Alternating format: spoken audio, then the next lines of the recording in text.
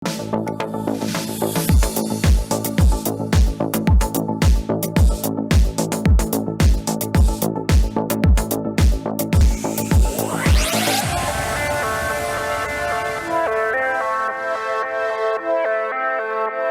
आदाब, सत श्री अकाल। हमदर्द टीवी देखने वाले सारे दर्शकों का स्वागत है प्रोग्राम इमीग्रेशन मैटर्स विच मैं हाँ तरनजीत कौर घुमन हाजिर आज लैके इस वक्त कैनेडियन इमीग्रेशन संबंधी ताज़ा जानकारी।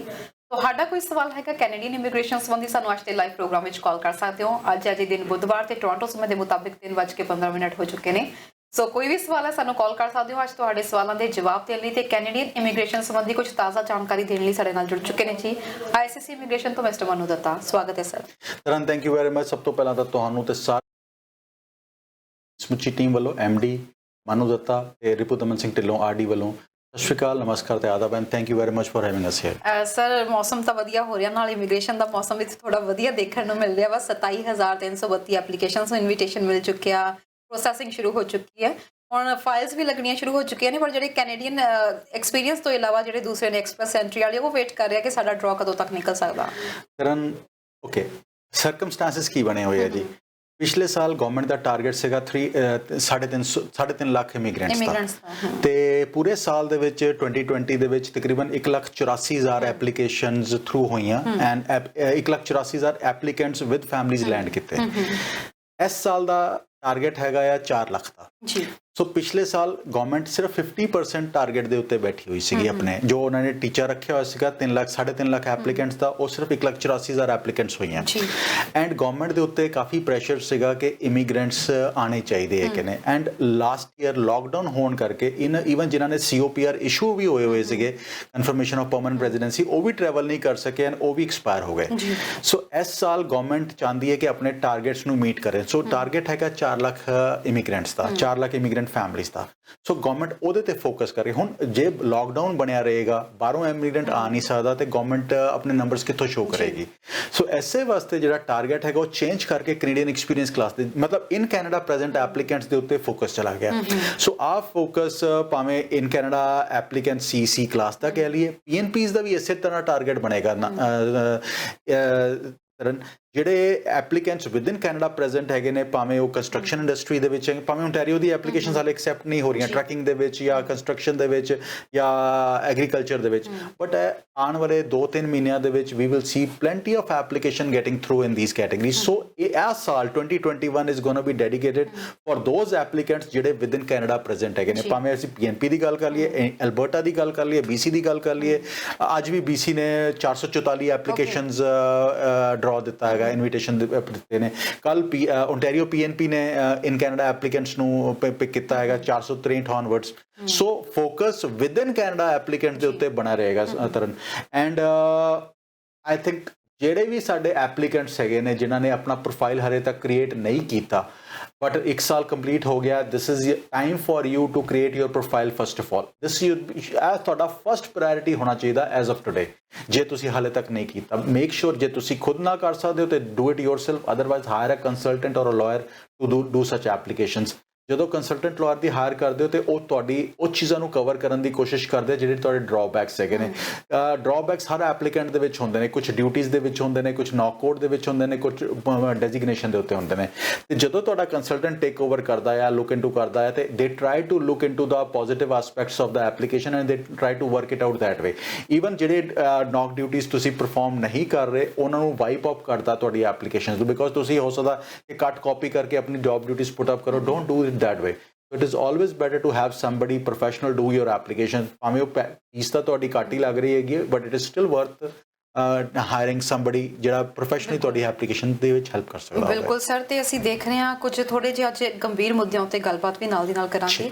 ਬਹੁਤ ਸਾਰੇ ਅਸੀਂ ਦੇਖ ਰਹੇ ਹਾਂ ਕਿ ਇੰਡੀਆ ਵਿੱਚ ਏਜੰਟਸ ਜਿਹੜੇ ਨੇ ਮਿਸਗਾਈਡ ਕਰਕੇ ਇੱਥੇ ਭੇਜ ਰਹੇ ਨੇ ਤੇ ਉਹਨਾਂ ਨੂੰ ਆਪਸ਼ਨਸ ਵੀ ਬੜੇ ਵੱਖਰੇ ਤਰੀਕੇ ਨਾਲ ਦੱਸ ਰਹੇ ਨੇ। ਹੁਣ ਬੀਤੇ ਕੁਝ ਸਮੇਂ ਦੇ ਵਿੱਚ ਰੁਝਾਨ ਕਾਫੀ ਵੱਧ ਰਿਹਾ ਕਿ ਟੂਰਿਸਟ ਵੀਜ਼ਾ ਇੱਥੇ ਲੈ ਕੇ ਆ ਰਹੇ ਨੇ ਤੇ ਉਸ ਤੋਂ ਬਾਅਦ ਬਿਨਾਂ ਕਿਸੇ ਰੀਜ਼ਨ ਦੇ, ਬਿਨਾਂ ਪ੍ਰੋਪਰ ਜਾਂਚ ਪੜਤਾਲ ਦੇ ਰਿਫਿਊਜੀ ਕਲੇਮਸ ਪਾਏ ਜਾ ਰਹੇ ਨੇ, ਰਿਫਿਊਜੀ ਦੇ ਤੌਰ ਤੇ ਪੱਕੇ ਹੋਣ ਦੀ ਕੋਸ਼ਿਸ਼ ਕੀਤੀ ਜਾ ਰਹੀ ਹੈ। ਥੋੜਾ ਜਿਹਾ ਇਸ ਟੌਪਿਕ ਨੂੰ ਵੀ ਅੱਜ ਜ਼ਰੂਰ ਟੱਚ ਕਰਨਾ ਚਾਹਾਂਗੇ ਕਿਉਂਕਿ ਬਹੁਤ ਸਾਰੇ ਇਸ ਵਕਤ ਇਸੇ ਤਰੀਕੇ ਨਾਲ ਰਿਫਿਊਜ਼ਲ ਦਾ ਜਿਹੜੇ ਮਾਮਲੇ ਵੱਧ ਰਹੇ ਨੇ। ਇੱਕ ਮੈਂ ਹੀ ਗੱਲਬਾਤ ਕਰ ਰਹੀ ਸੀ, ਸਾਨੂੰ ਬੀਤੇ ਦਿਨ ਇੱਕ ਕਾਲ ਆਈ ਸੀ ਤਾਂ ਉਹਨਾਂ ਦਾ ਕਹਿਣਾ ਸੀ ਕਿ ਉਹਨਾਂ ਨੇ ਇੱਥੇ ਏਜੰਟ ਨੇ ਕਹਿ ਕੇ ਭੇਜ ਦਿੱਤਾ ਕਿ ਤੁਸੀਂ ਇੱਥੇ ਟੂਰਿਸਟ ਵੀਜ਼ਾ ਤੇ ਪਹੁੰਚੋ, ਉੱਥੇ ਜਾ ਕੇ ਤੁਸੀਂ ਰਿਫਿਊਜੀ ਪਾ ਦਿਓ ਤੇ ਤੁਹਾਡੀ ਨਿਕਲ ਆਵੇਗੀ ਰਿਫਿਊਜੀ ਤੇ ਤੁਸੀਂ ਵਿਦ ਫੈਮਿਲੀ ਪੱਕੇ ਹੋ ਸਕਦੇ ਹੋ। ਤੇ ਉਹਨਾਂ ਨੇ ਕਹਿੰਦੇ ਉਸੇ ਤਰੀਕੇ ਦੇ ਨਾਲ ਇੰਡੀਆ ਵਿੱਚ 1-2 ਇਨਸੀਡੈਂਟ ਹੋਏ ਤਾਂ ਉਹਦਾ ਹਵਾਲਾ ਦੇ ਕੇ ਉਹਨਾਂ ਨੇ ਰਿਫਿਊਜੀ ਕਲੇਮ ਕਰ ਦਿੱਤਾ, ਬਟ ਐਟ ਦਾ ਐਂਡ ਉਹਨਾਂ ਦੀ ਰਿਫਿਊਜ਼ਲ ਆ ਗਈ। ਸੋ ਹੁਣ ਉਹ ਕਹਿੰਦੇ ਕਿ ਅਸੀਂ ਕੀ ਕਰੀਏ, ਕੀ ਕੀਤਾ ਜਾਵੇ। ਸੋ ਇਹ ਜਿਹੇ ਕੇਸਿਸ ਦੇ ਬਾਰੇ ਕੀ ਕਹਿਣਾ ਚਾਹੋਗੇ? ਤਾਂ ਤੁਸੀਂ ਐਬਸੋਲੂਟਲੀ ਠੀਕ ਕਹਿ ਰਹੇ ਹੋ ਐਂਡ ਸਾਡੇ ਕੋਲ ਕਈ ਕੇਸਿਸ ਇਹੋ ਜਿਹੇ ਆਉਂਦੇ ਨੇ। ਰਿਫਿਊਜੀ ਕਾਹਦੇ ਵਾਸਤੇ ਹੈਗਾ? ਬੇਸਿਕਲੀ ਰਿਫਿਊਜੀ ਉਹਨਾਂ ਐਪਲੀਕੈਂਟਸ ਵਾਸਤੇ ਹੈਗਾ ਜਿਨ੍ਹਾਂ ਦੀ ਜਾਨ ਮਾਲ ਨੂੰ ਖਤਰਾ ਹੈਗਾ ਬੈਕ ਹੋਮ ਤੱਕ, ਐਂਡ ਉਹ ਐਪਲੀਕੇਸ਼ਨ ਐਬਸੋਲੂਟਲੀ ਭਾਵੇਂ ਕਮਿਊਨਿਟੀ ਬੇਸਡ ਹੈਗਾ ਜਾਂ ਬਿਜ਼ਨਸ ਕਰਕੇ ਤੁਹਾਡੀ ਰਾਈਵਲਰੀਜ਼ ਹੈਗੀਆਂ ਜਾਂ ਤੁਹਾਡੇ ਤੇ ਅਟੈਕ ਹੋਇਆ ਪੋਲੀਟੀਕਲ ਰੀਜ਼ਨਸ ਕਰਕੇ, ਐਬਸੋਲੂਟਲੀ ਤੁਸੀਂ ਪੁੱਟ ਅਪ ਕਰ ਸਕਦੇ ਹੋ ਐਪਲੀਕੇਸ਼ਨ। ਬਟ ਜਿੱਥੇ ਕੋਈ ਵੀ ਬੇਸਿਸ ਨਹੀਂ ਹੈਗਾ, ਕੋਈ ਵੀ ਗਰਾਊਂਡ ਨਹੀਂ ਹੈਗਾ, ਮੈਂ ਤੇ ਇਹੋ ਜਿਹੇ ਕੇਸਿਸ ਦੇਖੇ ਨੇ ਜਿੱਥੇ ਬਿਜ਼ਨਸਮੈਨ ਹੈਗੇ ਨੇ, ਵੈਲ ਐਸਟੈਬਲਿਸ਼ਡ ਬਿਜ਼ਨਸਮੈਨ ਹੈਗੇ ਨੇ, ਅਰਬਾਂ ਖਰਬਾਂ ਦਾ ਬਿਜ਼ਨਸ ਹੈਗਾ, ਤੇ ਲੋਕਾਂ ਨੇ ਕਿਹਾ ਕਿ ਜਾ ਕੇ ਰਿਫਿਊਜੀ ਲਗਾ ਦਿਓ, ਤੇ ਉਹਨਾਂ ਨੇ ਆ ਕੇ ਲਗਾਤਾ। ਤਾਂ ਨਾ ਤੇ ਉਹ ਜ਼ਮੀਨਾਂ ਵੀ ਉਹਦੇ ਰਿਸ਼ਤੇਦਾਰਾਂ ਦੇ ਵਿੱਚ ਚਲੀਆਂ ਗਈਆਂ, ਪਤਾ ਹੀ ਨਹੀਂ ਚੱਲਿਆ, ਤੇ ਬਿਜ਼ਨਸ ਵੀ ਇਸੇ ਤਰ੍ਹਾਂ ਹੋਇਆ, ਤੇ ਦੈਟ ਪਰਸਨ ਹੈਡ ਟੂ ਸਫਰ ਮਲਟੀਪਲ ਲਾਸਿਸ। ਇਸੇ ਤਰ੍ਹਾਂ ਇੱਕ ਕੇਸ ਆਇਆ ਸੀਗਾ ਜਿਹਦੇ ਵਿੱਚ ਐਪਲੀਕੈਂਟ ਨੇ ਆ ਕੇ ਆਪਣਾ ਕਹਿੰਦਾ ਕਵਾਉਂਦਾ ਸੀਗਾ ਅਗੇਨ ਬਿਜ਼ਨਸ ਫੈਮਿਲੀ ਤੋਂ, ਇੱਥੇ ਆ ਕੇ ਐਪਲੀਕੇਸ਼ਨ ਪੁੱਟ ਅਪ ਕਰ ਦਿੱਤੀ। ਫੈਮਿਲੀ ਬੈਕ ਹੋਮ ਹੈਗੀ ਹੈ, ਅੱਧੀ ਫੈਮਿਲੀ ਇੱਥੇ ਹੈਗੀ ਹੈ, ਐਂਡ ਬੱਚੇ ਪਿੱਛੇ ਸਟਰਗਲ ਕਰ ਰਹੇ ਨੇ। ਸੋ ਪਹਿਲੇ ਆਪਣੇ ਆਪ ਆਪਸ਼ਨਸ ਦੇਖੋ ਕਿ ਲੈਜੀਟੀਮੇਟ ਆਪਸ਼ਨਸ ਤੁਹਾਡੇ ਕੋਲ ਕੀ ਐਗਜ਼ਿਸਟ ਕਰਦੀਆਂ ਪਈਆਂ, ਉਹਨਾਂ ਦੇ ਉੱਤੇ ਫੋਕਸ ਕਰੋ। ਐਂਡ ਜੇ ਸਿਰਫ ਕੈਨੇਡਾ ਰਹਿਣਾ ਤੁਹਾਡਾ ਮੁੱਦਾ ਹੈਗਾ ਤਾਂ ਹੀ ਤੁਸੀਂ ਇਹੋ ਜਿਹੀ ਗਲਤੀ ਕਰੋ, ਅਦਰਵਾਈਜ਼ ਡੂ ਨਾਟ ਡੂ ਸੱਚ ਥਿੰਗ। ਅਸੀਂ ਬਿਲਕੁਲ ਰਿਕਮੈਂਡ ਨਹੀਂ ਕਰਦੇ ਕਿ ਤੁਸੀਂ ਇਹੋ ਜਿਹੀ ਕਿਸੇ ਵੀ ਚੀਜ਼ ਦੇ ਉੱਤੇ ਜਾਓ ਕਿ ਜਿਹੜੀ ਤੁਹਾਨੂੰ ਬਾਅਦ 'ਚੋਂ ਤੁਸੀਂ ਰਿਪੈਂਟ ਕਰੋ ਆਪਣੇ ਡਿਸੀਜ਼ਨ ਦੇ ਉੱਤੇ। ਇਸੇ ਵਾਸਤੇ ਅਸੀਂ ਸੁਜੈਸਟ ਕਰਦੇ ਹਾਂ ਜੇ ਤੇ ਤੁਹਾਡੇ ਕੋਲ ਕੰਪੈਲਿੰਗ ਸਰਕਮਸਟੈਂਸਸ ਹੈਗੇ ਨੇ, ਕੰਪੈਲਿੰਗ ਸਰਕਮਸਟੈਂਸਸ ਦੇ ਪ੍ਰੂਫ ਹੈਗੇ ਨੇ, ਐਂਡ ਬਿਕੋਜ਼ ਅੱਜ ਦੀ ਤਰੀਕ ਬਿਕੋਜ਼ ਤਰਨ ਜਦੋਂ 90s ਦੇ ਵਿੱਚ ਜਾਂ 80s ਦੇ ਵਿੱਚ ਜਦੋਂ ਲੋਕੀ ਆਪਣੀ ਰਿਫਿਊਜੀ ਲਗਾਉਂਦੇ ਸੀਗੇ ਤਾਂ ਉਦੋਂ ਇੰਟਰਨੈਟ ਵਗੈਰਾ ਇੰਨਾ ਤਰ੍ਹਾਂ ਅਵੇਲੇਬਲ ਨਹੀਂ ਸੀਗਾ, ਐਂਡ ਅੱਜ ਦੀ ਤਰੀਕ ਤਾਂ ਹਰ ਨਿਊਜ਼ ਹਰ ਚੈਨਲ ਐਗਜ਼ਿਸਟ ਕਰਦਾ ਪਿਆ, ਹਰ ਛੋਟੇ ਛੋਟੇ ਸ਼ਹਿਰਾਂ ਦੇ ਵਿੱਚ ਐਗਜ਼ਿਸਟ ਕਰਦਾ ਪਿਆ, ਐਂਡ ਹਰ ਨਿਊਜ਼ ਉਹ ਪਿਕ ਅਪ ਕਰਦੇ ਨੇ। ਕੋਰਟ ਦੇ ਕਿਹੜੇ ਡਿਸੀਜਨਸ ਆ ਰਹੇ ਨੇ ਉਹ ਵੀ ਸਾਰੇ ਨੈਟ ਤੇ ਅਵੇਲੇਬਲ ਹੈਗੇ ਨੇ, ਤੇ do not to put up any false claim. 90s ਦੇ ਵਿੱਚ 80s ਦੇ ਵਿੱਚ ਮੀਡੀਆ ਸੋਸ਼ਲ ਮੀਡੀਆ ਬਿਲਕੁਲ ਐਗਜ਼ਿਸਟ ਨਹੀਂ ਕਰਦਾ ਸੀਗਾ, ਐਂਡ ਉਸ ਤੋਂ ਬਾਅਦ ਨਿਊਜ਼ ਚੈਨਲ ਆਨਲਾਈਨ ਸਟੱਫ ਇਸ ਤਰ੍ਹਾਂ ਅਵੇਲੇਬਲ ਨਹੀਂ ਸੀਗਾ। ਅੱਜ ਦੀ ਤਰੀਕ ਦੇ ਵਿੱਚ ਜਿਹੜੇ ਜੱਜਿਸ ਹੈਗੇ ਨੇ ਉਹ ਤੁਹਾਨੂੰ ਕੱਢ ਕੇ ਦੱਸ ਦਿੰਦੇ ਤੁਹਾਡੇ ਸ਼ਹਿਰ ਦੇ ਸਟੈਟਸ ਕੀ ਹੈਗੇ ਨੇ। ਸੋ ਜੇ ਕੰਪੈਲਿੰਗ ਸਰਕਮਸਟੈਂਸਸ ਹੈਗੇ ਨੇ, ਉਹਦੇ ਪ੍ਰੂਫ ਹੈਗੇ ਨੇ, ਤਾਂ ਹੀ ਇਹੋ ਜਿਹੀ ਐਪਲੀਕੇਸ਼ਨ ਪੁੱਟ ਅਪ ਕਰੋ।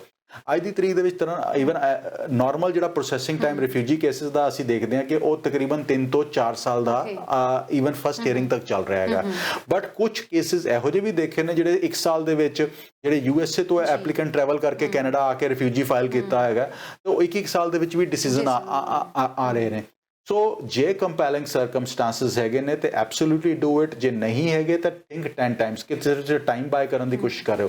ਕਿਸੇ ਕੰਸਲਟੈਂਟ ਲਾਇਰ ਦੀ ਸਲਾਹ ਜ਼ਰੂਰ ਲਓ, ਜਿਹੜਾ ਇਹੋ ਜਿਹਾ ਕੰਸਲਟੈਂਟ ਲਾਇਰ ਹੋਵੇ ਜਿਹਨੂੰ ਤੁਹਾਡੇ ਕੇਸ ਲੈਣ ਨਾਲ ਮਤਲਬ ਨਾ ਹੋਵੇ, ਜਿਹੜਾ ਤੁਹਾਨੂੰ ਸਹੀ ਮੈਨੇ 'ਚ ਸਲਾਹ ਦੇ ਸਕੇ ਕਿ ਤੁਹਾਡੇ ਮੈਰਿਟਸ ਕੀ ਹੈਗੇ ਨੇ ਤੇ ਤੁਹਾਡੇ ਡੀਮੈਰਿਟਸ ਕੀ ਹੈਗੇ ਨੇ, ਇਹਦੇ ਪ੍ਰੋਜ਼ ਕੀ ਹੈਗੇ ਨੇ, ਕੌਨਸ ਕੀ ਹੈਗੇ ਨੇ, ਇਹਦੇ ਤੁਹਾਨੂੰ ਅੱਗੇ ਜਾ ਕੇ ਇਹਦੇ ਤੁਹਾਨੂੰ ਕੀ ਖਮਿਆਜੇ ਭੁਗਤਣੇ ਪੈ ਸਕਦੇ ਨੇ। ਸੋ ਉਹ ਸਾਰੀ ਚੀਜ਼ਾਂ ਡਿਸਕਸ ਕਰਕੇ ਫਿਰ ਆਪਣੀ ਫਾਈਲ ਕੋਈ ਵੀ ਇਹੋ ਜਿਹੀ ਹੈਗੀ ਤਾਂ ਪੁੱਟ ਅਪ ਕਰੋ। ਬਿਲਕੁਲ ਸਰ, ਉੱਥੇ ਇੱਕ ਹੋਰ ਅੱਜ ਕੱਲ੍ਹ ਜਿਹੜੇ ਮੈਟਰ ਸਾਹਮਣੇ ਆ ਰਹੇ ਨੇ ਇੱਥੇ, ਜਿਵੇਂ ਕਿ ਇੰਟਰਨੈਸ਼ਨਲ ਸਟੂਡੈਂਟਸ ਦੀ ਗੱਲ ਕਰ ਲਈਏ ਜਾਂ ਅਸੀਂ PR ਹੋਲਡਰਸ ਦੀ ਗੱਲ ਕਰ ਲਈਏ, ਬਹੁਤ ਵਾਰੀ ਜਿਵੇਂ ਡਰਿੰਕ ਐਂਡ ਡਰਾਈਵ ਦੇ ਮਾਮਲੇ ਸਾਹਮਣੇ ਆਏ ਨੇ, ਉਹਨਾਂ ਦਾ ਸਟੇਟਸ ਤੱਕ ਦੇ ਉੱਤੇ ਕੁਐਸਚਨ ਮਾਰਕ ਲੱਗ ਜਾਂਦੇ ਆ। ਸੋ ਅਜਿਹੇ ਕਿੰਨੀ ਕੁ ਜ਼ਿਆਦਾ ਸਖਤੀ ਹੋ ਚੁੱਕੀ ਹੈ ਤੇ ਇਹਨਾਂ ਚੀਜ਼ਾਂ ਤੋਂ ਕਿੰਨਾ ਕੁ ਧਿਆਨ ਦੇਣ ਦੀ ਜ਼ਰੂਰਤ ਹੈਗੀ ਆ ਕਿ ਜੇ ਐਵੇਂ ਦਾ ਕੋਈ ਮਾਮਲੇ 'ਚ ਬੰਦਾ ਫਸਦਾ ਆ ਉਹਦੀ ਅਪੀਲ ਕੀਤੀ ਜਾ ਸਕਦੀ ਆ? ਤਰਨ ਓਕੇ, ਇਹ ਵੀ ਇੱਕ ਬੜਾ ਵੱਡਾ ਟੌਪਿਕ ਹੈਗਾ ਤਰਨ। ਪਹਿਲੀ ਗੱਲ ਤਾਂ ਮੈਂ ਹਮੇਸ਼ਾ ਰਿਕਮੈਂਡ ਕਰੂੰਗਾ ਜਿਸ ਮੁਲਕ ਦੇ ਵਿੱਚ ਰਹਿ ਰਹੇ ਹੋ ਉਹਦੇ ਸਾਰੇ ਕਾਨੂੰਨਾਂ ਨੂੰ ਪੂਰੀ ਤਰ੍ਹਾਂ ਫੋਲੋ ਕਰੋ। ਕਦੀ ਵੀ ਡਰਿੰਕ ਐਂਡ ਡਰਾਈਵਿੰਗ ਜਿਹੜਾ ਹੈਗਾ ਆ ਉਹ ਕ੍ਰਿਮੀਨਲ ਆਫੈਂਸ ਬਣ ਚੁੱਕਿਆ ਇੱਥੇ। ਸੋ ਉਹਦੇ ਵਿੱਚ ਤਾਂ ਤੁਸੀਂ ਸੋਚੋ ਵੀ ਨਾ, ਜੇ ਕਦੀ ਤੁਸੀਂ ਡਰਿੰਕ ਕਰ ਲੈਂਦੇ ਹੋ ਤੇ ਡਰਾਈਵ ਨਾ ਕਰੋ, ਹਾਇਰ ਉਬਰ। ਤੁਸੀਂ ਆਪਣੀ ਜਾਨ ਨੂੰ ਵੀ ਖਤਰਾ ਪਾ ਰਹੇ ਹੋ ਐਂਡ ਸਾਹਮਣੇ ਵਾਲੇ ਦੀ ਜਾਨ ਨੂੰ ਵੀ ਤੁਸੀਂ ਖਤਰੇ ਵਿੱਚ ਪਾ ਰਹੇ ਹੈਗੇ ਹੋ। ਪਹਿਲੀ ਗੱਲ ਤਾਂ ਜੇ ਤੁਸੀਂ ਡਰਿੰਕ ਕਰਨ ਦੀ ਹੈਬਿਟ ਹੈਗੀ ਹੈ ਜਾਂ ਡਰਿੰਕ ਦੋਸਤਾਂ ਦੇ ਵਿੱਚ ਬਹਿ ਕੇ ਕਰ ਰਹੀ ਤਾਂ ਸਪੈਂਡ ਕਰੋ ਪੈਸੇ ਐਂਡ ਉਬਰ ਲੈ ਕੇ ਆਪਣੇ ਘਰ ਜਾਓ, and do not get involved into drink and driving. ਇੱਕ ਵਾਰੀ ਤੁਹਾਡੇ ਤੇ ਸਟਿਗਮਾ ਲੱਗ ਪਿਆ, ਤੁਹਾਡੀ ਨਾ ਤਾਂ PR ਹੋਣੀ ਹੈ ਤੇ ਨਾ ਹੀ ਤੁਹਾਡੀ ਸਿਟੀਜ਼ਨਸ਼ਿਪ ਹੋਣੀ ਹੈ, ਈਵਨ ਜੇ ਤੁਸੀਂ ਪਰਮਾਨੈਂਟ ਰੈਜ਼ੀਡੈਂਟ ਹੈਗੇ ਹੋ, ਐਂਡ ਤੁਸੀਂ ਖੱਜਲ ਹੁੰਦੇ ਰਹੋਗੇ, ਤੁਹਾਡੀ ਨਾ ਤੁਸੀਂ ਕਿਸੇ ਨੂੰ ਸਪਾਂਸਰ ਕਰਨ ਜੋਗੇ ਰਹਿਣਾ ਹੈਗਾ। ਸੋ do not get involved with ਐਨੀ ਸੱਚ ਕ੍ਰਿਮੀਨਲ ਆਫੈਂਸ ਜਿਹੜਾ ਤੁਹਾਨੂੰ ਅੱਗੇ ਜਾ ਕੇ ਤੰਗ ਕਰੇਗਾ। ਬਿਕੋਜ਼ ਕਈ ਵਾਰੀ ਤੁਸੀਂ ਚੱਕ ਦੇ ਵਿੱਚ ਆ ਕੇ ਕੋਈ ਇਹੋ ਜਿਹੀ ਚੀਜ਼ ਕਰ ਲੈਂਦੇ, ਅਸੀਂ ਤੇ ਸਭ ਕੁਝ ਕਰ ਸਕਦੇ ਹਾਂ, ਅਸੀਂ ਤੇ ਕਰਦੇ ਆਏ ਹਾਂ ਜੀ ਬੈਕ। ਕਦੀ ਵੀ ਇਹੋ ਜਿਹੇ ਕਹਿੰਦੇ ਲਾਅ ਆਫ ਲੈਂਡ ਨੂੰ ਜ਼ਰੂਰ ਰਿਸਪੈਕਟ ਕਰੋ। ਸੋ ਜੇ ਤੁਸੀਂ ਕੈਨੇਡਾ ਦੇ ਵਿੱਚ ਪ੍ਰੈਜ਼ੈਂਟ ਹੈਗੇ ਹੋ, ਕੈਨੇਡਾ ਦੇ ਲਾਜ਼ ਸਾਰੇ ਰਿਸਪੈਕਟ ਕਰੋ, ਕੋਈ ਕਿਸੇ ਨੂੰ ਵਾਇਲੈਂਸ ਦੇ ਵਿੱਚ, ਕੋਈ ਕਿਸੇ ਦੀ ਹੱਥਾਪਾਈ ਦੇ ਵਿੱਚ ਇਨਵੋਲਵ ਨਾ ਹੋ। ਐਂਡ ਸਿੱਧੇ ਰਹਿ ਕੇ ਵੀ ਬਹੁਤ ਚੀਜ਼ਾਂ ਹੋ ਸਕਦੀਆਂ, ਗਲਤ ਪਾਸੇ ਜਾਣਾ ਕਿਉਂ ਹੈਗਾ। ਬਿਲਕੁਲ ਸਰ, ਗਲਤ ਪਾਸੇ ਦੀ ਗੱਲ ਕੀਤੀ ਹੈ। ਇੱਕ ਫੇਕ ਮੈਰਿਜਸ ਦਾ ਵੀ ਕਾਫੀ ਟ੍ਰੈਂਡ ਚੱਲ ਰਿਹਾ ਇੱਥੇ ਆ ਕੇ ਆਪਣੇ ਸਪਾਊਸ ਨੂੰ ਬੁਲਾਉਣ ਦੀ ਬਜਾਏ ਉਹਨਾਂ ਦੇ ਉੱਤੇ ਕੋਈ ਫਰੋਜੈਂਟ ਦਾ ਜਿਹੜਾ ਡਾਕੂਮੈਂਟਸ ਵਗੈਰਾ ਲਗਾ ਕੇ ਉਹਨਾਂ ਨੂੰ ਵਾਪਸ ਭੇਜਣ ਦੀ ਕੋਸ਼ਿਸ਼ ਕੀਤੀ ਜਾਂਦੀ ਆ। ਸੋ ਅਜਿਹੇ ਮਾਮਲਿਆਂ ਵਿੱਚ ਕੀ ਕੰਪਲੇਂਟ ਕੀਤੀ ਜਾ ਸਕਦੀ ਹੈ, ਤੇ ਜੇ ਕੰਪਲੇਂਟ ਹੋ ਜਾਵੇ ਤਾਂ ਜਿਹੜਾ ਮੇਨ ਐਪਲੀਕੈਂਟ ਆ ਉਹਦੇ ਸਟੇਟਸ ਦੇ ਉੱਤੇ ਕਿੰਨਾ ਕੁ ਅਸਰ ਪੈ ਸਕਦਾ? ਕਰਨ ਯੂ ਆਰ ਐਬਸੋਲਿਊਟਲੀ ਰਾਈਟ। ਤੁਹਾਨੂੰ ਪਤਾ ਪਿੱਛੇ ਨਾ ਇੰਡੀਆ ਦੇ ਵਿੱਚ, ਖਾਸ ਕਰ ਪੰਜਾਬ ਦੇ ਵਿੱਚ, ਗੁਜਰਾਤ ਦੇ ਵਿੱਚ ਅਖਬਾਰਾਂ ਦੇ ਵਿੱਚ ਆਉਣਾ ਸ਼ੁਰੂ ਹੋ ਗਿਆ ਸੀ ਕਿ ਕੁੜੀ ਦੇ ਆਈਲੈਟ ਦੇ ਵਿੱਚ ਇੰਨੇ ਬੈਂਡ ਆ ਗਏ ਨੇ ਤੇ ਕੋਈ ਸਪਾਂਸਰ ਚਾਹੀਦਾ, ਇਸ ਤਰ੍ਹਾਂ ਦੀ ਚੀਜ਼ਾਂ ਪੇਪਰ ਮੈਰਿਜਸ ਵਾਲੀਆਂ ਬਹੁਤ ਜ਼ਿਆਦਾ ਪ੍ਰਚਲਿਤ ਹੋ ਗਈਆਂ ਸੀਗੀਆਂ। ਉਸ ਤੋਂ ਬਾਅਦ ਜਦੋਂ ਵੀਜ਼ਾ ਲੱਗ ਜਾਂਦਾ ਸੀਗਾ, ਉਸ ਤੋਂ ਬਾਅਦ ਟਰੈਵਲ ਕਰਨ ਦੇ ਵਿਚਕਾਰ ਮੈਰਿਜ ਹੁੰਦੀ ਸੀਗੀ ਐਂਡ ਉਹ ਇਨਫੋਰਮ ਵੀ ਨਹੀਂ ਕਰਦੇ ਸੀਗੇ ਸਿਟੀਜ਼ਨਸ਼ਿਪ ਐਂਡ ਇਮੀਗ੍ਰੇਸ਼ਨ ਨੂੰ, ਨਾ ਉਹ ਕੁੜੀ ਇੱਥੇ ਲੈਂਡ ਕਰਨ ਵੇਲੇ ਇਨਫੋਰਮ, ਬਿਕੋਜ਼ ਜਦੋਂ ਵੀ ਤੁਹਾਡਾ ਵੀਜ਼ਾ ਲੱਗ ਕੇ ਆਉਂਦਾ ਹੈਗਾ ਤੇ ਉਹਦੇ ਨਾਲ ਇੱਕ ਚਿੱਠੀ ਆਉਂਦੀ ਹੈ, ਇੱਕ ਨੋਟ ਆਉਂਦਾ ਹੈ, ਉਹਦੇ ਵਿੱਚ ਲਿਖਿਆ ਹੁੰਦਾ ਹੈ if there is any change of circumstances make sure you inform before travelling. ਨਾ ਤਾਂ ਤੁਸੀਂ ਤੁਹਾਡੇ ਚੇਂਜ ਆਫ ਸਰਕਮਸਟੈਂਸਸ ਵੀ ਹੋ ਗਏ, ਤੁਹਾਡਾ ਸਟੇਟਸ ਸਿੰਗਲ ਤੋਂ ਮੈਰਿਡ ਹੋ ਗਿਆ ਤੇ ਤੁਸੀਂ ਇਨਫੋਰਮੇਸ਼ਨ ਵੀ ਪੁੱਟ ਅਪ ਨਹੀਂ ਕੀਤੀ, ਨਾ ਹੀ ਤੁਸੀਂ ਇੱਥੇ ਲੈਂਡ ਕਰਨ ਵੇਲੇ ਜਦੋਂ ਤੁਸੀਂ ਐਂਟਰ ਕਰਦੇ ਪਏ ਹੋ ਕੈਨੇਡਾ ਉਦੋਂ ਤੁਸੀਂ ਆਪਣੀ ਇਨਫੋਰਮੇਸ਼ਨ ਪੁੱਟ ਅਪ ਕਰਦੇ ਹੋ। ਇਹਦੇ ਬਾਰੇ ਸਰ ਗੱਲ ਕਰਾਂਗੇ। ਇੱਕ ਦਰਸ਼ਕ ਜੁੜ ਗਏ ਨੇ। ਹੈਲੋ, ਹਾਂਜੀ ਮੈਮ, ਸਤਿ ਸ਼੍ਰੀ ਅਕਾਲ। ਸਤਿ ਸ਼੍ਰੀ ਅਕਾਲ ਜੀ, ਕਿੱਥੋਂ ਬੋਲ ਰਹੇ ਹੋ ਤੇ ਕੀ ਸਵਾਲ ਹੈ? ਮੈਂ ਇੰਡੀਆ ਤੋਂ ਗੱਲ ਕਰ ਰਿਹਾ ਇਸ ਟਾਈਮ। ਜੀ ਸਰ। ਮੈਂ ਪੁੱਛਣਾ ਸੀ ਸਰ ਨੂੰ ਕਿ ਟਰੈਵਲ ਰੈਸਟ੍ਰਿਕਸ਼ਨ ਕਦੋਂ ਤੱਕ ਹੋ ਸਕਦੀ ਹੈ, ਮੇਰੇ ਕੋਲ ਵਿਜ਼ਟਰ ਵੀਜ਼ਾ ਕਦੋਂ ਤੱਕ ਆਪਾਂ ਟਰੈਵਲ ਕਰ ਸਕਦੇ, ਕੋਈ ਆਈਡੀਆ ਹੈ ਨਾ? ਜੀ ਸਰ, ਆਪਾਂ ਟੀਵੀ ਸਕਰੀਨ ਤੇ ਆਂਸਰ ਜੀ, ਤੁਸੀਂ ਟੀਵੀ ਸਕਰੀਨ ਤੇ ਆਂਸਰ ਸੁਣ ਸਕਦੇ ਹੋ ਜੀ। ਕਾਲ ਮੈਮ ਇੱਕ ਹੋਰ ਕੁਐਸਚਨ ਸੀ ਜੀ, ਕਿ ਫੋਰ ਐਗਜ਼ਾਮਪਲ ਅਸੀਂ ਇੱਥੋਂ ਯੂਐਸ ਟਰੈਵਲ ਕਰ ਲੈਂਦੇ ਹਾਂ ਤੇ ਯੂਐਸ ਤੋਂ ਕੈਨੇਡਾ ਆ ਸਕਦੇ ਹਾਂ ਅਗਰ ਆਪਾਂ ਵਿਜ਼ਟਰ ਵੀਜ਼ੇ ਤੇ ਆਂਗੇ? ਤੁਸੀਂ ਟੀਵੀ ਸਕਰੀਨ ਤੇ ਆਂਸਰ ਸੁਣ ਸਕਦੇ ਹੋ ਜੀ। ਕਾਲ ਕਰਨ ਲਈ ਤੁਹਾਡਾ ਸ਼ੁਕਰੀਆ ਜੀ sir. Okay Tarn, travel restrictions ਹਾਲੇ ਆਉਣ ਵਾਲੇ ਸਮੇਂ ਦੇ ਵਿੱਚ ਵੀ ਰਹਿਣੀਆਂ ਹੈਗੀਆਂ, ਬਿਕੋਜ਼ ਹਾਲੇ ਵੀ ਦੇਖ ਰਹੇ ਹਾਂ ਕਿ ਇੰਨੀਆਂ ਰਿਸਟ੍ਰਿਕਸ਼ਨਸ ਹੋਣ ਦੇ ਬਾਵਜੂਦ ਵੀ ਕੇਸਿਸ ਹਾਲੇ ਉੱਥੇ ਕੀ 1000 ਦੇ ਆਸ-ਪਾਸ ਟਿਕੇ ਹੋਏ ਨੇ ਓਨਟਾਰੀਓ ਦੇ ਵਿੱਚ, ਤੇ ਗਵਰਨਮੈਂਟ ਇਹਨੂੰ ਹੋਰ ਕੰਟਰੋਲ ਕਰਨਾ ਚਾਹੁੰਦੀ ਹੈਗੀ। ਸੋ ਐਸੇ ਕਰਕੇ ਈਵਨ ਕੈਨੇਡੀਅਨ ਬਾਰਡਰ ਜਿਹੜੇ ਯੂਐਸਏ ਨਾਲ ਸਾਡੇ ਹੈਗੇ ਨੇ, ਉੱਥੇ ਵੀ ਜਿਹੜੀਆਂ ਨਾਨ ਅਸੈਂਸ਼ੀਅਲ ਟਰੈਵਲ ਹੈਗਾ ਉਹਦੇ ਤੇ ਬੈਨ ਹੈਗਾ ਆ। ਜੇ ਤੁਹਾਡੇ ਕੰਪੈਲਿੰਗ ਸਰਕਮਸਟੈਂਸਸ ਹੈਗੇ ਨੇ, ਕੋਈ ਫੈਮਿਲੀ ਮੈਂਬਰ ਬਿਮਾਰ ਹੈਗਾ ਜਾਂ ਕੋਈ ਇਹੋ ਜਿਹੀ ਚੀਜ਼ ਹੈਗੀ ਹੈ ਜਾਂ ਕੋਈ ਫੈਮਿਲੀ ਦੇ ਵਿੱਚ ਕੋਈ ਮਿਸਹੈਪ ਹੋ ਗਿਆ, ਤਾਂ ਹੀ ਤੁਸੀਂ ਟਰੈਵਲ ਕਰਨਾ, ਤੁਸੀਂ ਆਪਣੀ ਐਪਲੀਕੇਸ਼ਨ ਪੁੱਟ ਅਪ ਕਰ ਸਕਦੇ ਹੋ। ਐਂਡ ਜੇ ਕੋਈ ਕੰਪੈਲਿੰਗ ਸਰਕਮਸਟੈਂਸਸ ਨਹੀਂ ਹੈਗੇ ਤੇ ਮੈਂ ਰਿਕਮੈਂਡ ਕਰੂੰਗਾ ਕਿ ਹਲੇ ਟਰੈਵਲ ਨਾ ਕਰੋ ਐਂਡ ਪਰਮਿਸ਼ਨ ਲੈ ਕੇ, ਜਦੋਂ ਵੀ ਟਰੈਵਲ ਕਰੋ ਆਪਣੀ ਪਰਮਿਸ਼ਨ ਲੈ ਕੇ ਤਾਂ ਟਰੈਵਲ ਕਰਿਆ ਜੇ। ਐਂਡ ਯੂਐਸਏ ਤੋਂ Canada is the same thing as from India to Canada. ਜੀ ਬਿਲਕੁਲ। ਨੈਕਸਟ ਕਾਲਰ ਸਾਡੇ ਨਾਲ ਜੁੜ ਗਏ ਨੇ ਜੀ, ਉਹਨਾਂ ਦਾ ਵੀ ਅਸੀਂ ਸਵਾਲ ਲੈ ਲਈਏ। ਹੈਲੋ, ਸਤਿ ਸ਼੍ਰੀ ਅਕਾਲ ਜੀ, ਮੈਂ ਸਾਗਰ ਤੋਂ ਬੋਲ ਰਿਹਾ ਜੀ। ਜੀ, ਕੀ ਸਵਾਲ ਹੈ ਸਰ? ਮੇਰਾ ਸਪਾਊਸ ਕੇਸ ਰਿਲੇਟਡ ਸੀਗਾ ਜੀ। ਐਕਚੁਅਲੀ ਵਾਈਫ ਇੰਡੀਅਨ ਤੇ ਉਹਨਾਂ ਦਾ ਕੇਸ ਹੋਇਆ ਆਲਮੋਸਟ 11 ਮੰਥ ਤੋਂ ਉੱਪਰ ਹੋ ਗਏ ਸੀਗੇ ਜੀ, ਤੇ ਹਲੇ ਤੱਕ ਡਿਸੀਜਨ ਮੇਡ ਤਾਂ ਆ ਰਹੇ ਜੀ, ਆਨਲਾਈਨ ਆਪਾਂ ਟੂਲ ਚੈੱਕ ਕਰੀਏ, ਬਟ ਉਸ ਤੋਂ ਬਾਅਦ ਕੋਈ ਪਾਸਪੋਰਟ ਰਿਕੁਐਸਟ ਆਈ ਤੇ ਕੁਝ ਵੀ ਨੈਕਸਟ ਅਪਡੇਟ ਨਹੀਂ ਗਿਆ ਜੀ। ਜੀ, ਤੁਸੀਂ ਟੀਵੀ ਸਕਰੀਨ ਤੇ ਆਂਸਰ ਸੁਣ ਸਕਦੇ ਹੋ ਜੀ। ਕਾਲ ਕਰਨ ਲਈ ਸ਼ੁਕਰੀਆ ਤੁਹਾਡਾ ਜੀ sir. Tarn, yes things are delayed ਜੀ। ਤੁਹਾਨੂੰ ਯਾਦ ਹੋਏਗਾ ਕਿ ਲਾਸਟ ਅਗਸਤ ਦੇ ਵਿੱਚ ਐਕਸਟਰਾ ਆਫਿਸਰਸ ਹਾਇਰ ਕੀਤੇ ਗਏ ਸੀ to process spousal applications, because March ਤੋਂ ਜਿਹੜੀਆਂ ਫਾਈਲ ਲੱਗੀਆਂ ਸੀ ਉਹ ਅਗਸਤ ਤੱਕ ਤੇ ਉਹਨਾਂ ਦਾ ਫਾਈਲ ਨੰਬਰ ਵੀ ਨਹੀਂ ਆਇਆ ਸੀਗਾ। ਸੋ ਜੇ ਤੁਹਾਡਾ 11 ਮਹੀਨੇ ਲੱਗਾ ਤਾਂ ਤੁਹਾਡੀ ਫਾਈਲ ਫੈਬਰੀ ਦੇ ਵਿੱਚ ਲੱਗੀ ਸੀਗੀ and you got a file number before the lockdown. So yes, be patient, that is what I can tell you ਜੀ। ਬਟ ਅੱਜ ਦੀ ਤਰੀਕ ਦੇ ਵਿੱਚ ਵੀਜ਼ਾ ਪੋਸਟ ਚੰਗੀ ਤਰ੍ਹਾਂ ਕੰਮ ਕਰ ਰਹੀਆਂ, ਵੀਜ਼ਾ ਇਸ਼ੂ ਵੀ ਹੋ ਰਹੇ ਨੇ, ਗ੍ਰਾਂਟ ਵੀ ਹੋ ਰਹੇ ਨੇ। ਸੋ ਡਿਸੀਜਨ ਮੇਕ ਆ ਗਿਆ ਹੈਗਾ ਤੇ it will take a couple of weeks more probably ਤੇ ਪਾਸਪੋਰਟ ਰਿਕੁਐਸਟ ਵੀ ਆ ਜਾਏਗੀ। ਜੀ ਬਿਲਕੁਲ ਸਰ, ਆਪਾਂ ਗੱਲ ਕਰ ਰਹੇ ਸੀ, ਤੁਸੀਂ ਦੱਸ ਰਹੇ ਸੀ ਕਿ ਇਨਫੋਰਮੇਸ਼ਨ ਨਾਲ ਦੀ ਨਾਲ ਆਪਣੀ ਅਪਡੇਟ ਕਰਨਾ ਬਹੁਤ ਜ਼ਰੂਰੀ ਹੈ। ਬਿਲਕੁਲ ਤਰਨ, ਜਦੋਂ ਵੀ ਤੁਹਾਡਾ ਵੀਜ਼ਾ ਲੱਗਦਾ ਹੈਗਾ ਆ, ਖਾਸ ਕਰ ਸਪੋਜ਼ ਅਸੀਂ ਕਿ ਵਰਕ ਪਰਮਿਟ ਲੱਗ ਗਿਆ ਜਾਂ ਤੁਹਾਡਾ ਸਟੱਡੀ ਪਰਮਿਟ ਲੱਗ ਗਿਆ ਐਂਡ ਤੁਸੀਂ ਸਟੱਡੀ ਪਰਮਿਟ ਦੇ ਬਾਅਦ ਤੁਸੀਂ ਤੁਹਾਡੀ ਮੈਰਿਜ ਹੋ ਜਾਂਦੀ ਹੈ ਤੇ ਤੁਹਾਡਾ ਚੇਂਜ ਆਫ ਸਟੇਟਸ ਹੋ ਗਿਆ। So that has to be inform to the visa post issuing authority visa, ਜਾਂ ਫਿਰ ਟਰੈਵਲ ਕਰਨ ਤੋਂ ਬਾਅਦ ਵੀ ਤੁਸੀਂ ਇੱਥੇ ਪੋਰਟ ਆਫ ਐਂਟਰੀ ਤੇ ਵੀ ਦੱਸ ਸਕਦੇ ਹੋ। ਬਟ ਰਿਕਮੈਂਡਡ ਇਹ ਹੈਗਾ ਕਿ ਤੁਹਾਡੇ ਨਾਲ ਜਿਹੜੀ ਚਿੱਠੀ ਆਉਂਦੀ ਉਹਦੇ ਤੇ ਲਿਖਿਆ ਹੁੰਦਾ ਕਿ you should inform before travelling. So technically you should be informing before travelling. But ਜੇ ਤੁਸੀਂ ਕਿਸੇ ਹਾਲਾਤ, ਵੈਸੇ ਕੋਸ਼ਿਸ਼ 100% ਕਰੋ ਐਂਡ ਇੰਨੀ ਕਾਹਲੀ ਦੇ ਵਿੱਚ ਮੈਰਿਜ ਕਰਨ ਦੀ ਲੋੜ ਨਹੀਂ ਹੈਗੀ ਤੁਹਾਨੂੰ, ਬਿਕੋਜ਼ ਜਦੋਂ ਵੀ ਇਹੋ ਜਿਹੀ ਕੋਈ ਮੈਰਿਜਸ ਹੁੰਦੀਆਂ ਹੈਗੀਆਂ ਤਾਂ that means quite a lot of them are not genuine marriage, not genuine relationship। ਉਹਦੇ ਵਿੱਚ ਸਿਰਫ ਤੁਸੀਂ ਚਾਹੁੰਦੇ ਹੋ ਕਿ ਬਾਅਦ ਚੋਂ ਸਪਾਊਸ ਆ ਜਾਵੇ ਤੁਹਾਡਾ ਆ ਕੇ ਇੱਥੇ ਕੰਮ ਕਰਨਾ ਸ਼ੁਰੂ ਕਰ ਦੇ। ਉਹਦੇ ਇਹੋ ਜਿਹੇ ਕੇਸਿਸ ਦੇ ਵਿੱਚ ਅਸੀਂ ਕਈ ਇਹੋ ਜਿਹੇ ਕੇਸ ਦੇਖੇ ਨੇ ਤਰਨ, ਜਿਹਦੇ ਵਿੱਚ ਇੱਥੇ ਆ ਕੇ ਡਿਫਰੈਂਸਿਸ ਹੋਰ ਡਿਵੈਲਪ ਹੋ ਜਾਂਦੇ ਨੇ। ਪੈਸਾ ਮੁੰਡਾ ਨਹੀਂ ਖਰਚਦਾ, ਕੁੜੀ ਨਹੀਂ ਕਰਦੀ, ਇੱਕ ਦੂਜੇ ਦੇ ਉੱਤੇ ਕੰਪਲੇਂਟ ਹੋ ਜਾਂਦੀ ਹੈਗੀ ਹੈ। ਐਂਡ ਜਦੋਂ ਪੁਲਿਸ ਇਨਵੋਲਵ ਹੋਗੀ ਤੇ ਕੰਪਲੇਂਟ ਇੱਕ ਐਪਲੀਕੈਂਟ ਦੇ ਉੱਤੇ ਤਾਂ ਹੋਏਗੀ ਤੇ ਉਹ ਦੂਸਰੇ ਦੀ ਐਪਲੀਕੇਸ਼ਨਸ ਨੂੰ ਵੀ ਅਫੈਕਟ ਕਰੇਗਾ ਇਵੈਂਚੁਅਲੀ। ਜਦੋਂ ਉਹ ਕੁੜੀ ਵੀ ਆਪਣੀ ਜਾਂ ਮੁੰਡਾ ਵੀ ਆਪਣੀ ਪੀਆਰ ਦੀ ਐਪਲੀਕੇਸ਼ਨ ਪੁੱਟ ਅਪ ਕਰੇਗਾ ਤੇ ਉਹ ਚੀਜ਼ ਉਹਨੂੰ ਦੋਨਾਂ ਨੂੰ ਅਫੈਕਟ ਕਰੇਗੀ। ਸੋ ਪਹਿਲੀ ਗੱਲ ਤਾਂ ਕੋਈ ਇਹੋ ਜਿਹੀ ਫੇਕ ਚੀਜ਼ ਕਰੋ ਨਾ, ਜੇ ਕਰਦੇ ਹੈਗੇ ਹੋ ਤੇ try to make it genuine and real marriage and avoid staying away from fake things, because ਜਿਹੜੀ ਚੀਜ਼ ਝੂਠ ਬੋਲਿਆ ਜਾਂਦਾ ਉਹ ਝੂਠ, ਇੱਕ ਝੂਠ ਬੋਲਣ ਵਾਸਤੇ ਕਹਿੰਦੇ 10 ਝੂਠ ਹੋਰ ਬੋਲਣੇ ਪੈਂਦੇ ਹੈਗੇ ਨੇ ਐਂਡ ਤੁਹਾਨੂੰ ਉਹ ਅੱਗੇ ਜਾ ਕੇ ਤੰਗ ਹੀ ਕਰੇਗੀ। ਸੋ ਅਵੋਇਡ ਕਰੋ ਐਂਡ ਮੇਕ ਸ਼ੋਰ ਕਿ ਟਰੈਵਲ ਜਿਹੜਾ ਹੋਵੇ ਰੀਅਲ ਮੈਰਿਜਸ ਦੇ ਨਾਲ ਤੁਸੀਂ ਆਪਣੇ ਸਪਾਊਸ ਨੂੰ, ਆਪਣੇ ਪਾਰਟਨਰ ਨੂੰ ਟਰੈਵਲ ਕਰੋ। ਐਂਡ ਰਿਲੇਸ਼ਨਸ਼ਿਪ ਤਾਂ ਇਨੀ, ਮੈਰਿਜ ਤਾਂ ਇਨਾ ਬਿਊਟੀਫੁਲ ਇੰਸਟੀਟਿਊਸ਼ਨ ਹੈਗਾ ਜੀ ਕਿ ਯੂ ਆਰ ਆਪਣੀ ਲਾਈਫ ਦੇ ਅਗਲੇ 30 ਸਾਲ ਤੁਸੀਂ ਜਾਂ 50 ਸਾਲ ਜਾਂ 60 ਸਾਲ ਉਹਨਾਂ ਨਾਲ ਸਪੈਂਡ ਕਰਨ ਜਾ ਰਹੇ ਹੋ। ਬਿਲਕੁਲ ਸਰ, ਸ਼ਾਇਦ ਇਹੀ ਕਾਰਨ ਹੈ ਕਿ ਇਸ ਵਕਤ ਜਿਵੇਂ ਦੇ ਆਪਾਂ ਦੇਖ ਰਹੇ ਹਾਂ ਕਿ ਫੇਕ ਮੈਰਿਜਸ ਦੇ ਕੇਸਿਸ ਕਾਫੀ ਵਧੇ ਨੇ, ਤਾਂ ਸ਼ਾਇਦ ਇਸ ਕਰਕੇ ਸਪਾਊਸਲ ਜਿਹੜੇ ਕੇਸਿਸ ਨੇ ਉਹਨਾਂ ਦੇ ਉੱਤੇ ਕਾਫੀ ਜ਼ਿਆਦਾ ਇਨਕੁਆਇਰੀਜ਼ ਹੋ ਰਹੀਆਂ ਨੇ ਜਾਂ ਸਮਟਾਈਮਸ ਜਿਹੜੇ ਆ ਇੰਟਰਵਿਊਜ਼ ਤੱਕ ਜਾਂਦੇ। 100% ਤੁਸੀਂ ਠੀਕ ਕਹਿ ਰਹੇ ਹੋ। ਤੁਹਾਨੂੰ ਯਾਦ ਹੈ ਕਿ ਡਿਪੈਂਡੈਂਟ ਵੀਜ਼ਾ ਦੀ ਐਪਲੀਕੇਸ਼ਨ ਇੱਕ ਬੜਾ ਸਿੰਪਲ ਫਾਰਮ ਹੁੰਦਾ ਸੀਗਾ। ਉਸ ਤੋਂ ਬਾਅਦ ਆਫਿਸਰਸ ਨੇ ਦੇਖਣਾ ਸ਼ੁਰੂ ਕਰਤਾ ਕਿ ਪ੍ਰੂਫ ਆਫ ਮੈਰਿਜਸ ਦਿਓ, ਬਿਕੋਜ਼ ਉੱਥੇ ਆਫਿਸਰਸ ਦੇ ਕੋਲ ਕਈ ਇਹੋ ਜਿਹੇ ਕੇਸਿਸ ਵੱਡੀ ਤਾਦਾਦ ਦੇ ਵਿੱਚ ਆਣੇ ਸ਼ੁਰੂ ਹੋ ਗਏ ਜਿਹਦੇ ਵਿੱਚ ਜੈਨੂਇਨ ਰਿਲੇਸ਼ਨਸ਼ਿਪ ਨਹੀਂ ਸੀਗੀ।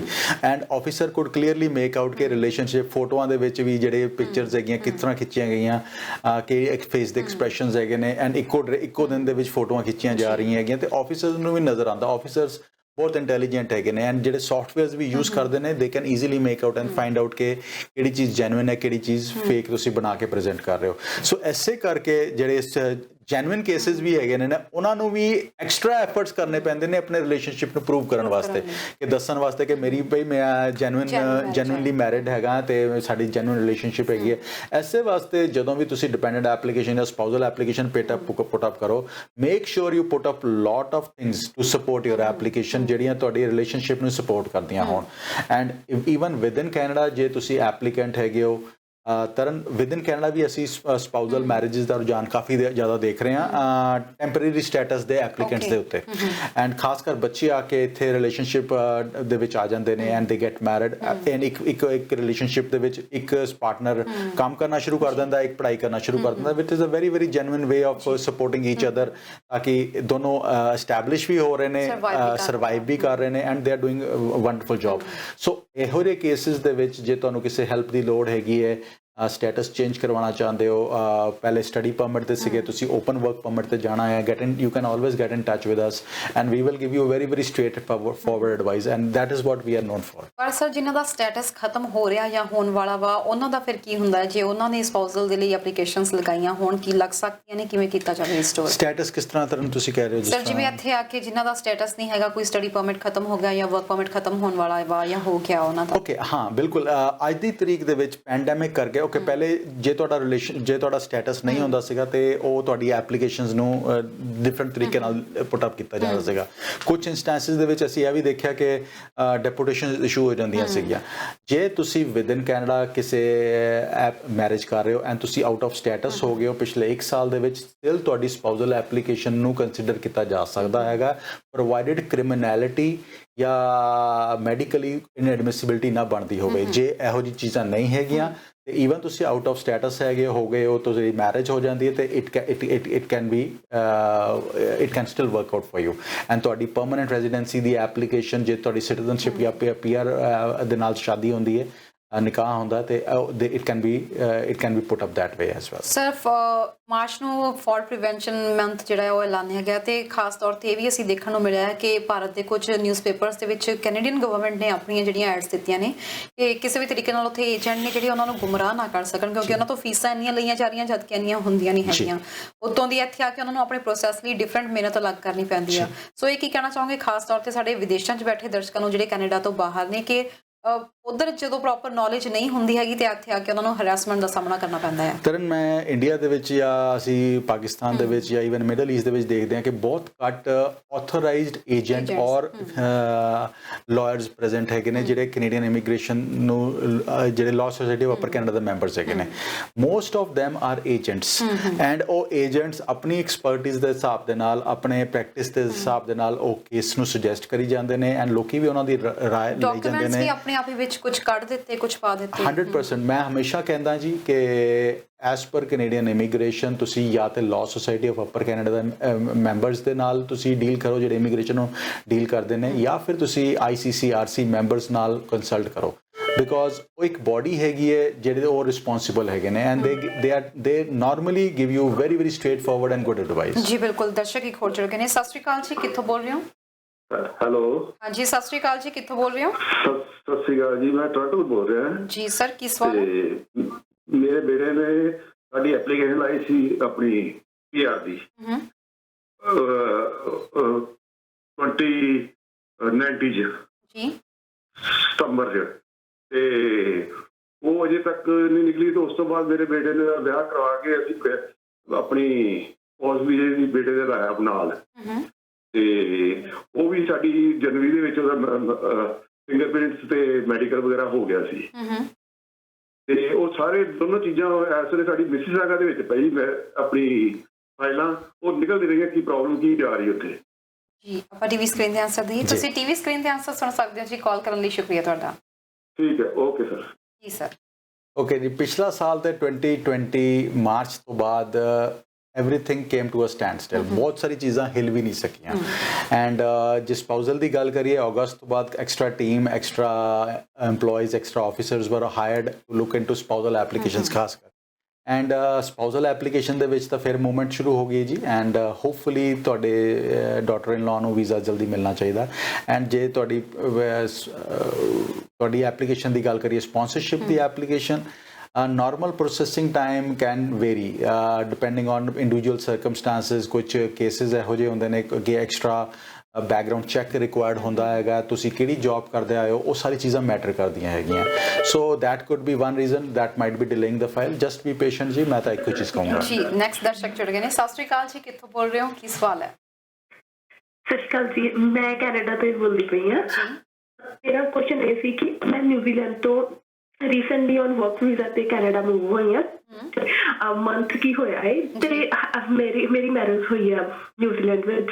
ਤੇ ਸਾਡੇ ਹਸਬੈਂਡ ਦਾ ਨਾ ਜਦੋਂ ਜਿਹੜੇ ਪਹਿਲਾਂ ਅਪਰੋਚ ਕੀਤਾ ਸੀ, ਉਹਨਾਂ ਨੇ ਇਹ ਕਿਹਾ ਸੀ ਕਿ ਸਾਡੀ ਫਾਈਲ ਇਕੱਠਿਆਂ ਲੱਗ ਜਾਏਗੀ, ਬਟ ਉਹਨਾਂ ਨੇ ਇਕੱਠਿਆਂ ਫਾਈਲ ਸਾਡੀ ਨਹੀਂ ਲਾਈ। ਬਟ ਹੁਣ ਅਸੀਂ ਆ ਗਏ ਆ ਤਾਂ ਉਹ ਕਹਿੰਦੇ ਕਿ ਜਿੰਨਾ ਚਿਰ ਤੁਸੀਂ ਵਰਕ ਕਰਨਾ ਸਟਾਰਟ ਨਹੀਂ ਕਰਦੇ, 3 ਪੇ ਸਟੈਂਪ ਨਹੀਂ ਹੋਣਗੇ, ਉਹਨਾਂ ਚਿਰ ਤੁਹਾਡੇ ਪਾਰਟਨਰ ਦੀ ਐਪਲੀਕੇਸ਼ਨ ਨਹੀਂ ਲੱਗ ਸਕਦੀ। ਸੋ ਮੈਂ ਜਸਟ ਇਹਦੇ ਤੇ ਕਲੈਰਿਟੀ ਚਾਹੁੰਦਾ ਕਿ ਕੀ ਹੁੰਦਾ ਕਿ ਪਾਰਟਨਰਸ਼ਿਪ ਜੋ ਵੀ ਸਪਾਊਸ ਵੀਜ਼ਾ ਵਾ, ਜਿਵੇਂ ਉਹ ਕਿਵੇਂ ਵਰਕ ਦਾ, ਉਹਦਾ ਪ੍ਰੋਸੈਸਿੰਗ ਟਾਈਮ ਕਿੰਨਾ ਕਾ, ਪੇ ਸਟੈਂਪ ਕਿੰਨੀਆਂ ਕੁ ਇੰਪੋਰਟੈਂਸ ਆ, ਬਿਕਾਜ਼ ਸਾਡੀ ਕੰਟਰੀ 'ਚ ਇਹ ਉੱਥੇ ਨਹੀਂ ਇੰਪੋਰਟੈਂਟ ਹੁੰਦੀਆਂ ਸੀ। ਜੀ ਆਪਾਂ ਟੀਵੀ ਸਕਰੀਨ ਤੇ ਆਨਸਰ ਦੇਈਏ। ਤੁਸੀਂ ਟੀਵੀ ਸਕਰੀਨ ਤੇ ਆਨਸਰ ਸੁਣ ਸਕਦੇ ਹੋ ਜੀ। ਕਾਲ ਕਰਨ ਲਈ ਸ਼ੁਕਰੀਆ ਤੁਹਾਡਾ। ਥੈਂਕ ਯੂ ਜੀ ਸਰ।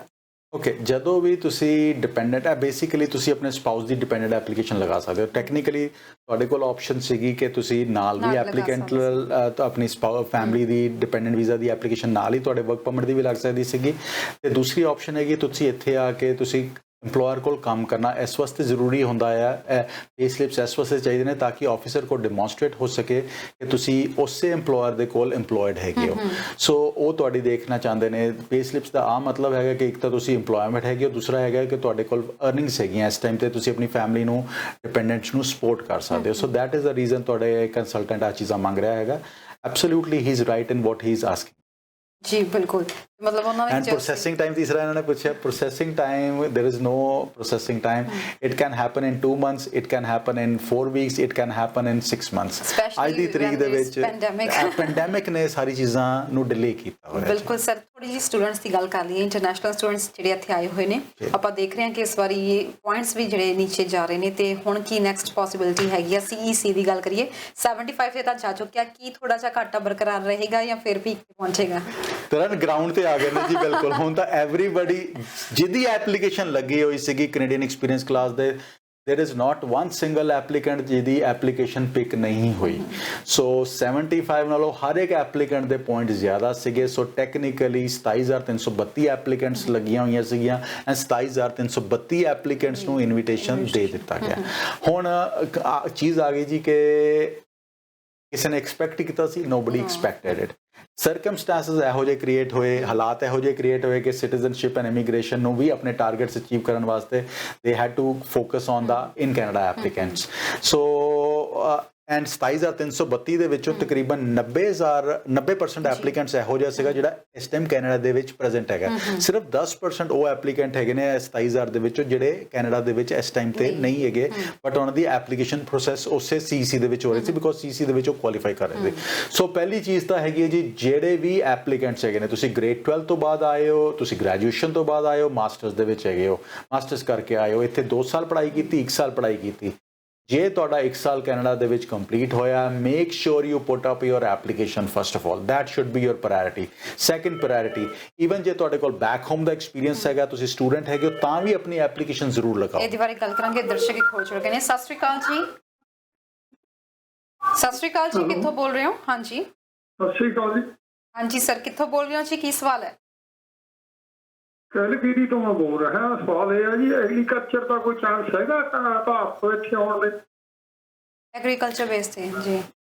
ਕਿੱਥੋਂ ਬੋਲ ਰਹੇ? ਭਾਰਤ ਤੋਂ ਬੋਲ ਰਹੇ ਹੋ ਜੀ ਕੈਲਗਰੀ ਚ ਨੇ ਤੇ ਕਹਿ ਰਹੇ ਨੇ ਜੇ ਭਾਰਤ ਤੋਂ ਕੈਲਗਰੀ ਐਗਰੀਕਲਚਰ ਬੇਸ ਤੇ ਆਉਣਾ ਹੋਵੇ, ਕੋਈ ਸਕੋਪ ਹੈ? ਠੀਕ ਹੈ ਜੀ। ਤੁਸੀਂ ਟੀਵੀ ਸਕਰੀਨ ਤੇ ਆਨਸਰ ਸੁਣ ਸਕਦੇ ਹੋ ਜੀ। ਕਾਲ ਕਰਨ ਲਈ ਤੁਹਾਡਾ ਸ਼ੁਕਰੀਆ ਜੀ ਸਰ।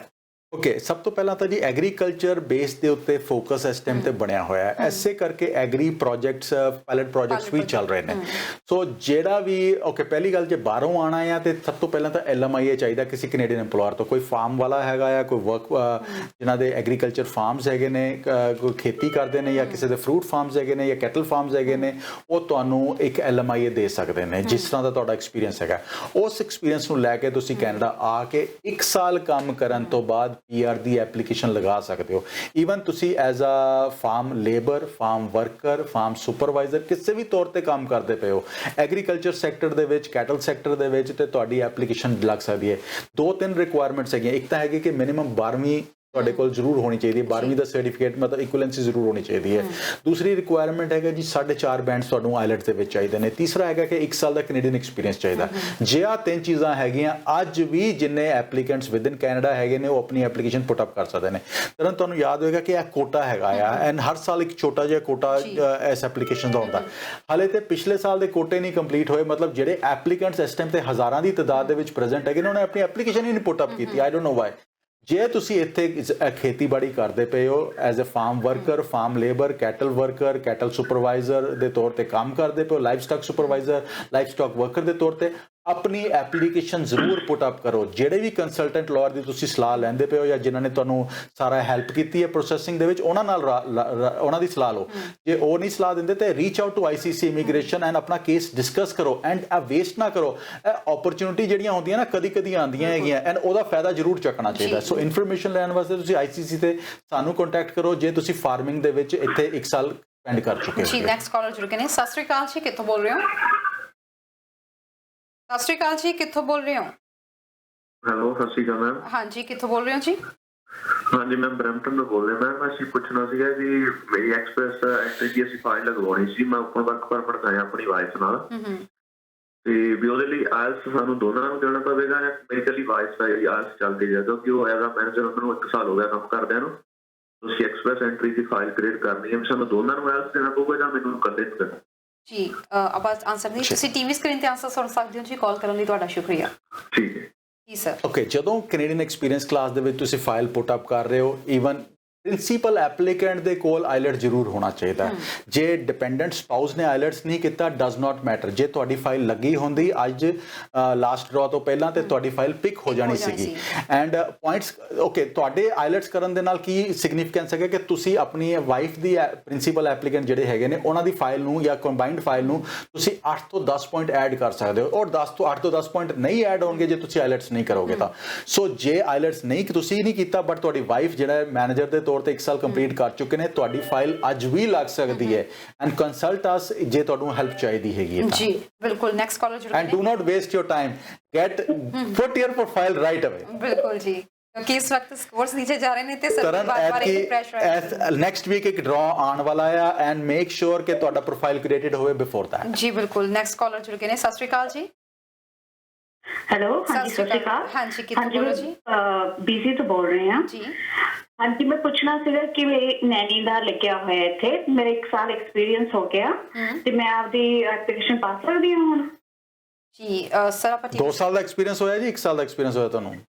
1 ਸਾਲ ਦਾ ਹੋਇਆ ਹਲੇ ਮੇਰਾ, 1.5 ਕਹਿ ਸਕਦੇ ਹਾਂ ਜੀ। ਠੀਕ ਹੈ ਜੀ, ਤੁਸੀਂ ਟੀਵੀ ਸਕਰੀਨ ਤੇ ਆਨਸਰ ਸੁਣ ਸਕਦੇ ਹੋ ਜੀ। ਕਾਲ ਕਰਨ ਲਈ ਸ਼ੁਕਰੀਆ ਤੁਹਾਡਾ। ਨੈਕਸਟ ਕਾਲਰ ਜੁੜ ਗਏ ਨੇ। ਸਤਿ ਸ਼੍ਰੀ ਅਕਾਲ ਜੀ। ਹਾਂਜੀ ਸਤਿ ਸ਼੍ਰੀ ਅਕਾਲ ਜੀ। ਹਾਂਜੀ ਕਿੱਥੋਂ ਬੋਲ ਰਹੇ ਹੋ ਜੀ? ਮੈਂ ਬ੍ਰਹਮਸਨ ਤੋਂ ਬੋਲ ਰਹੀ ਹਾਂ। ਮੈਂ ਆਪਣੀ ਨੀਸ ਵਾਸਤੇ ਪੁੱਛਣਾ ਸੀ। ਉਹਨੇ ਨੈਣੀ ਦਾ ਸਰਟੀਫਿਕੇਟ ਲਿਆ ਇੰਡੀਆ ਤੋਂ, ਦਿੱਲੀ ਤੋਂ, ਤੇ ਉਹਨੇ ਨਰਸਰੀ ਟੀਚਰ ਟ੍ਰੇਨਿੰਗ ਕੀਤੀ ਹੈ, ਤੇ ਉਹਦੇ ਲਈ ਕਿਸ ਤਰ੍ਹਾਂ ਦਾ ਸਕੋਪ ਹੈ? ਸਰ ਆਪਾਂ ਆਨਸਰ ਦਈਏ। ਟੀਵੀ ਸਕਰੀਨ ਤੇ ਆਨਸਰ ਸੁਣ ਸਕਦੇ ਹੋ ਜੀ। ਕਾਲ ਕਰਨ ਲਈ ਤੁਹਾਡਾ ਸ਼ੁਕਰੀਆ। ਇੱਕ ਕਾਲਰ ਹੋਰ ਜੁੜ ਗਏ ਨੇ। ਸਤਿ ਸ਼੍ਰੀ ਅਕਾਲ ਜੀ। ਸਤਿ ਸ਼੍ਰੀ ਅਕਾਲ ਜੀ। ਐਕਚੁਅਲੀ ਮੇਰਾ ਇੱਕ ਕੁਐਸਚਨ ਹੈ। ਮੈਂ ਨਾ ਨਿਊਜ਼ੀਲੈਂਡ ਤੋਂ ਆਈ ਹਾਂ ਵਰਕ ਵੀਜ਼ੇ ਤੇ ਇੱਥੇ, ਤਾਂ ਮੈਂ ਐਜ਼ ਅ ਵਰਕਿੰਗ ਕਰ ਰਹੀ ਹੈਗੀ ਇਲੈਕਟ੍ਰੋਨਿਕ ਰਿਪੇਅਰ ਟੈਕ ਕਿ ਮੈਂ ਨਿਊਜ਼ੀਲੈਂਡ ਕੀਤਾ 2 ਸਾਲ, ਤੇ ਮੈਂ ਇਹ ਪੁੱਛਣਾ ਚਾਹੁੰਦੀ ਹਾਂ ਕਿ ਮੈਨੂੰ ਕੈਨੇਡਾ ਵਿੱਚ 1 ਸਾਲ ਦਾ ਐਕਸਪੀਰੀਅੰਸ ਚਾਹੀਦਾ ਪੀਆਰ ਤੋਂ, ਕਿ ਆਪ 3 ਮੰਥ ਪੀਆਰ ਅਪਲਾਈ ਕਰ ਸਕਦੀ ਹਾਂ? ਤੁਸੀਂ ਟੀਵੀ ਸਕਰੀਨ ਤੇ ਆਨਸਰ ਸੁਣ ਸਕਦੇ ਹੋ ਜੀ। ਕਾਲ ਕਰਨ ਲਈ ਤੁਹਾਡਾ ਸ਼ੁਕਰੀਆ। ਸਰ ਪਹਿਲਾਂ ਜਿਨ੍ਹਾਂ ਨੇ ਨੈਣੀ ਦੇ ਬਾਰੇ ਪੁੱਛਿਆ ਸੀ ਕਿ 1 ਸਾਲ ਦਾ ਐਕਸਪੀਰੀਅੰਸ ਹੈ, ਐਪਲੀਕੇਸ਼ਨ ਲਗਾ ਸਕਦੇ ਨੇ? 2 ਸਾਲ ਦਾ ਐਕਸਪੀਰੀਅੰਸ ਚਾਹੀਦਾ ਜੀ। ਤੁਸੀਂ as a caregiver file ਲਗਾਉਣ ਵਾਸਤੇ ਆਪਣੀ ਪੀਆਰ ਦੀ, ਜਿਨ੍ਹਾਂ ਦੇ ਜਿਹੜੇ ਪੁਰਾਣੇ ਸਟਰੀਮ ਦੇ ਵਿੱਚ ਆਏ ਹੋਏ ਨੇ, ਜਿਹੜੇ ਨਵੇਂ ਸਟਰੀਮ ਦੇ ਵਿੱਚ ਆਏ ਹੋਏ ਨੇ, ਉਹ ਤੇ ਜਿਸ ਦਿਨ ਤੁਹਾਡੀ ਵਰਕ ਪਰਮਿਟ ਦੀ ਐਪਲੀਕੇਸ਼ਨ ਲੱਗਦੀ ਹੈ ਉਸੇ ਟਾਈਮ ਹੀ ਤੁਹਾਡੀ ਫੈਮਿਲੀ ਦੀ ਡਿਪੈਂਡੈਂਟ ਐਪਲੀਕੇਸ਼ਨ ਵੀ ਲੱਗ ਜਾਂਦੀ ਹੈ ਐਂਡ ਤੁਹਾਡੀ ਪਰਮਨੈਂਟ ਰੈਜ਼ੀਡੈਂਸੀ ਵੀ ਤੁਸੀਂ ਉੱਥੋਂ ਹੀ ਤੁਹਾਡੀ ਇਨੀਸ਼ੀਏਟ ਹੋ ਜਾਂਦੀ ਹੈ। ਉਸ ਤੋਂ ਬਾਅਦ 2 ਸਾਲ ਦਾ ਐਕਸਪੀਰੀਅੰਸ ਕੰਪਲੀਟ ਕਰਨ ਤੋਂ ਬਾਅਦ ਤੁਹਾਡੀ ਪ੍ਰੋਸੈਸਿੰਗ ਅੱਗੇ ਹੋਣੀ ਸ਼ੁਰੂ ਹੋ ਜਾਂਦੀ ਹੈ। ਨੈਕਸਟ ਸੀ ਉਹਨਾਂ ਨੇ ਕਿਹਾ ਸੀਗਾ ਕਿ ਨੈਣੀ ਦਾ ਉਹਨਾਂ ਦੀ ਭਤੀਜੀ ਨੇ ਕੀਤਾ ਹੋਇਆ ਕੋਰਸ, ਤੇ ਕਰਨ ਜਿਹੜੀ ਨੈਨੀਜ਼ ਦੀ ਰਿਕੁਆਇਰਮੈਂਟ ਹੈਗੀਆਂ ਬੇਸਿਕਲੀ, ਪਹਿਲੇ ਤਾਂ ਇੱਕ ਪਾਇਲਟ ਚੱਲ ਰਿਹਾ ਇਸ ਟਾਈਮ ਤੇ। ਪਾਇਲਟ ਦੇ ਵਿੱਚ ਤੁਹਾਨੂੰ ਇੱਕ ਕੈਨੇਡੀਅਨ EMPLOYER ਚਾਹੀਦਾ ਹੈਗਾ ਐਂਡ ਅੱਜ ਦੀ ਤਰੀਕ ਦੇ ਵਿੱਚ ਨੈਨੀਜ਼ ਨੂੰ ਜਿਹੜੇ ਨਵੇਂ ਵੀਜ਼ਾਜ਼ ਵੀ ਇਸ਼ੂ ਹੋ ਰਹੇ ਨੇ ਉਹ ਓਪਨ ਵਰਕ ਪਰਮਿਟਸ ਇਸ਼ੂ ਹੋ ਰਹੇ ਨੇ। ਸੋ ਜੇ EMPLOYER ਵੀ ਤੁਸੀਂ ਚੇਂਜ ਕਰਨਾ ਤਾਂ ਤੁਹਾਡੇ ਕੋਲ ਉਹ ਫਲੈਕਸੀਬਿਲਿਟੀ ਹੈਗੀ ਐਜ਼ ਐਪਲੀਕੈਂਟ, ਤੁਸੀਂ ਐਸ EMPLOYER ਦੇ ਨਾਲ B, A ਦੇ ਨਾਲ, B ਦੇ ਨਾਲ, C ਦੇ ਨਾਲ ਜਾ ਸਕਦੇ ਹੋ।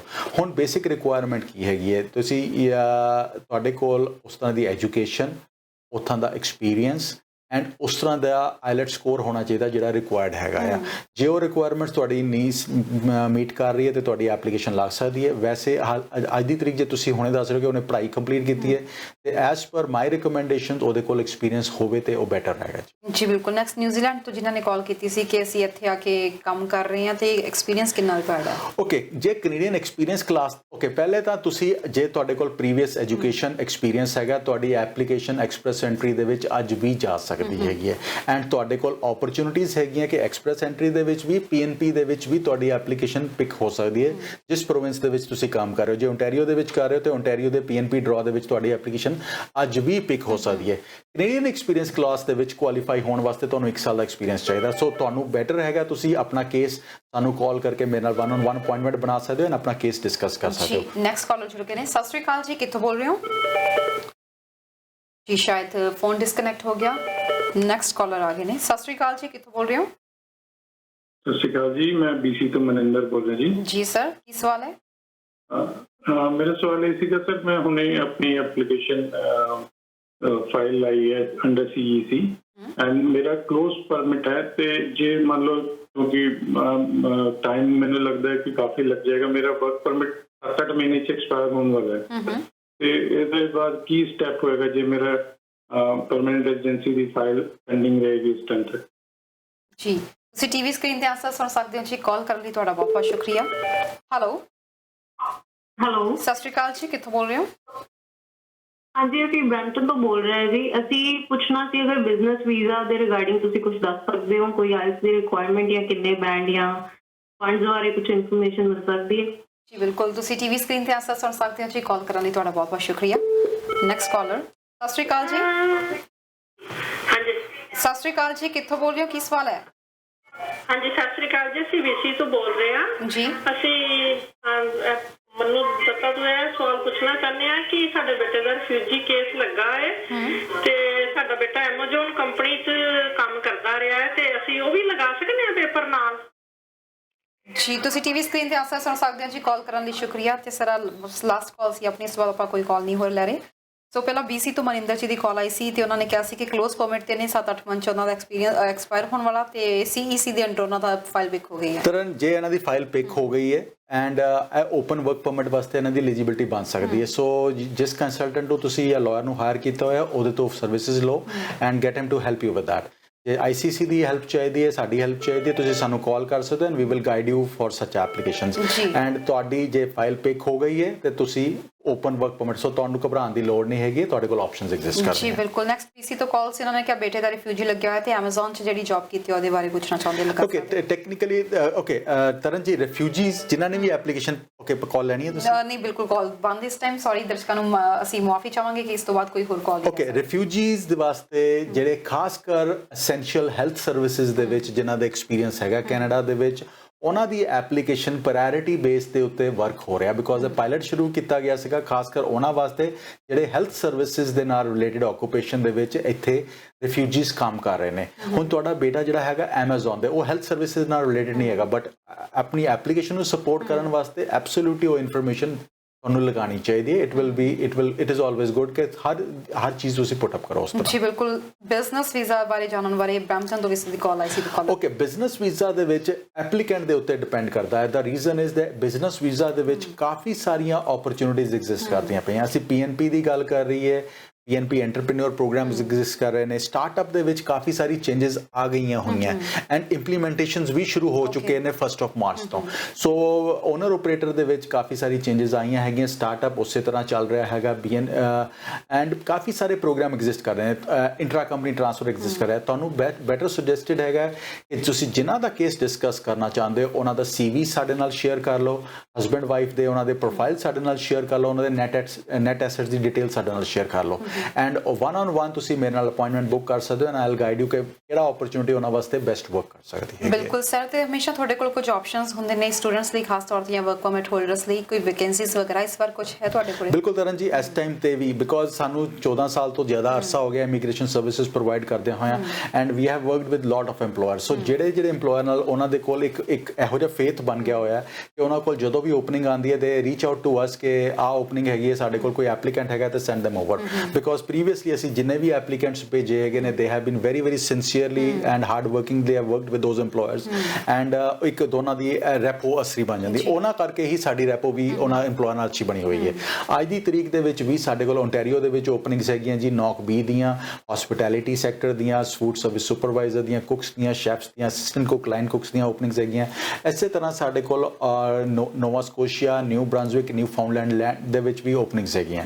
ਸੋ ਜੇ ਤੁਸੀਂ ਇੰਟਰਨੈਸ਼ਨਲ ਸਟੂਡੈਂਟ ਦੇ ਤੌਰ ਤੇ ਕੰਮ ਕਰ ਰਹੇ ਹੋ, ਪਹਿਲੀ ਗੱਲ ਤਾਂ ਜਿਸ EMPLOYER ਨਾਲ ਕੰਮ ਕਰ ਰਹੇ ਹੋ ਆਪਣੇ EMPLOYER ਨੂੰ ਕਹੋ ਕਿ ਮੈਂ ਰਿਸਪੌਂਸਿਬਿਲਿਟੀ ਲੈਣ ਵਾਸਤੇ ਤਿਆਰ ਹੈਗਾ ਤੇ ਮੈਨੂੰ ਹੋਰ ਰਿਸਪੌਂਸਿਬਿਲਿਟੀ ਦੇ ਸੁਪਰਵਾਈਜ਼ਰ ਬਣਾ ਜਾਂ ਮੈਨੇਜਰ ਬਣਾ ਤਾਂ ਕਿ ਤੁਹਾਡਾ ਐਕਸਪੀਰੀਅੰਸ ਉੱਥੇ ਹੀ ਬਣ ਸਕੇ। ਫਿਰ ਵੀ ਜੇ ਤੁਹਾਨੂੰ ਇਹੋ ਜਿਹੀ ਓਪਰਚੁਨਿਟੀਜ਼ ਜਾਂ ਤੁਹਾਡੇ ਕੋਲ ਜੌਬ ਹੀ ਉਸ ਤਰ੍ਹਾਂ ਦੀ ਨਹੀਂ ਹੈਗੀ ਜਾਂ ਤੁਹਾਡਾ EMPLOYER ਤੁਹਾਨੂੰ ਦੇਣ ਵਾਸਤੇ ਤਿਆਰ ਹੀ ਨਹੀਂ ਹੈਗਾ ਤੇ make sure you have somebody ਜਿਹੜਾ ਤੁਹਾਨੂੰ ਹੈਲਪ ਕਰ ਸਕੇ। ICC ਦੇ ਕੋਲ ਆਪਣਾ CV ਫਾਰਵਰਡ ਕਰ ਦਿਓ, ਅਸੀਂ ਇੰਟਰਵਿਊ ਕਰਵਾਵਾਂਗੇ and there is a very very strong likelihood ਕਿ ਤੁਹਾਨੂੰ ਉਹ ਪੋਜੀਸ਼ਨਸ ਮਿਲ ਸਕਦੀਆਂ ਹੈਗੀਆਂ। ਸੋ ਰੀਚ ਆਊਟ ਕਰਨ ਵਾਸਤੇ ਸਾਨੂੰ ਈਮੇਲ ਕਰ ਦਿਓ ਆਪਣਾ profile and as soon as you complete your 1 year and NOC B ਤੁਸੀਂ SACC ਦੇ ਵਿੱਚ ਆਪਣਾ ਕੇਸ ਤੁਹਾਡਾ ਆਪਸ਼ਨਸ ਕਾਫੀ ਸਾਰੀਆਂ ਐਗਜ਼ਿਸਟ ਕਰਨਗੀਆਂ। ਬਟ ਅਗਲੇ ਸਾਲ ਵੀ ਜੇ CC ਇਸੇ ਤਰ੍ਹਾਂ ਜਾਏਗਾ this is a big question mark because ਅੱਜ ਤਾਂ 75 ਤੇ ਚਲਾ ਗਿਆ ਐਂਡ ਅਗਲੇ ਵਾਲੇ ਕੁਝ ਡਰਾਜ਼ ਹੋਰ ਵੀ ਬੇਅਰ ਮਿਨੀਮਮ ਜਾਣਗੇ। ਅਗਲੇ ਸਾਲ ਵਿਲ ਆਲ ਡਿਪੈਂਡ ਕਿ ਸਰਕਮਸਟੈਂਸਿਸ ਕਿਸ ਤਰ੍ਹਾਂ ਦੇ ਹੈਗੇ ਨੇ। ਜੇ ਤੇ ਸਾਰੀ ਇਕਨੋਮੀ ਓਪਨ ਹੋ ਗਈ, ਟਰੈਵਲ ਰੈਸਟ੍ਰਿਕਸ਼ਨਸ ਹਟ ਗਈਆਂ ਤੇ focus again would go back to international applicants so within application Canada applicant. So ਉਸ ਟਾਈਮ ਤੇ ਤੁਸੀਂ ਇਸ ਤਰ੍ਹਾਂ ਦੀ ਆਪਣੇ ਵਾਸਤੇ ਆਪਸ਼ਨ ਵਰਕ ਕਰੋ ਜਿਹੜੇ ਸਾਲ ਬਾਅਦ ਵੀ ਤੁਹਾਡੇ ਵਾਸਤੇ ਵਰਕ ਕਰੇ ਕਿ 6 ਬੈਂਡ ਆ ਗਏ ਤੇ ਓਨਟਾਰੀਓ ਦੀ ਹੋ ਸਕਦਾ ਤੁਹਾਨੂੰ ਕੱਲ ਨੂੰ 1 ਸਾਲ ਬਾਅਦ ਇਹ ਚੀਜ਼ਾਂ ਵਰਕ ਨਾ ਕਰਨ। ਨੋਵਾ ਸਕੋਸ਼ੀਆ, ਨਿਊ ਬ੍ਰਾਂਜ਼ਵਿਕ ਤੁਸੀਂ AIPP ਜਾਂ PNP ਦੇ ਵਿੱਚ ਆਰਾਮ ਨਾਲ ਪਿਕ ਹੋ ਸਕਦੇ ਹੋ। ਸੋ ਜਦੋਂ ਤੁਸੀਂ ਸਾਡੇ ਨਾਲ ICC ਨਾਲ ਡਿਸਕਸ ਕਰਦੇ ਹੋ ਤੇ ਅਸੀਂ ਤੁਹਾਡੀਆਂ ਸਾਰੇ ਚੀਜ਼ਾਂ ਨੂੰ ਵੈਲੂਏਟ ਕਰਦੇ ਹੋਇਆ ਤੁਹਾਡੇ ਵਾਸਤੇ ਆਪਸ਼ਨਸ ਤੁਹਾਡੇ ਨਾਲ ਡਿਸਕਸ ਕਰਦੇ ਹਾਂ। So reach out to us. Immigration ਦੀ ਕੋਈ ਵੀ ਐਡਵਾਈਸ ਚਾਹੀਦੀ ਹੈਗੀ ਹੈ we are a team which we have been in business for 14 plus years, and we are known for a very very crystal clear and transparent advice. And ਜਿਹੜੀ ਚੀਜ਼ ਤੁਹਾਡੇ ਵਾਸਤੇ ਬੈਸਟ ਹੋਏਗਾ ਉਹ ਤੁਹਾਨੂੰ ਇਵੈਲੂਏਟ ਕਰਕੇ ਤੁਹਾਨੂੰ ਸੁਜੈਸਟ ਕਰਾਂਗੇ ਜੀ ਬਿਲਕੁਲ। ਤੇ ਸਰ ਹੁਣ ਸਮਾਂ ਵੀ ਇਜਾਜ਼ਤ ਲੈਣ ਦਾ ਹੋ ਰਿਹਾ, ਦਰਸ਼ਕਾਂ ਨੂੰ ਕੁਝ ਜਾਣ ਤੋਂ ਪਹਿਲਾਂ ਕਹਿਣਾ ਚਾਹੁੰਦੇ। Thank you very much Taran ji, and it's always a pleasure, and thank you so much. So ਦੋਸਤੋ, ਇਸੇ ਸਾਡਾ ਪ੍ਰੋਗਰਾਮ ਇਮੀਗ੍ਰੇਸ਼ਨ ਮੈਟਰਸ। ਤੁਸੀਂ ਮਿਸਟਰ ਮਨੂ ਦੱਤਾ ਤੋਂ ਕਿਸੇ ਵੀ ਪ੍ਰਕਾਰ ਦੀ ਕੋਈ ਹੋਰ ਸਲਾਹ ਲੈਣਾ ਚਾਹੁੰਦੇ ਹੋ ਆਪਣੇ ਇਮੀਗ੍ਰੇਸ਼ਨ ਪ੍ਰੋਸੈਸ ਦੇ ਬਾਰੇ ਵਿੱਚ, ਤੁਸੀਂ ICC ਦੇ ਨੰਬਰ ਅਸੀਂ ਪ੍ਰੋਵਾਈਡ ਕਰਵਾ ਦਿੱਤੇ ਨੇ ਆਫਿਸਰਸ ਤੇ, ਤੁਸੀਂ ਇੱਥੇ ਕਾਲ ਕਰ ਸਕਦੇ ਹੋ।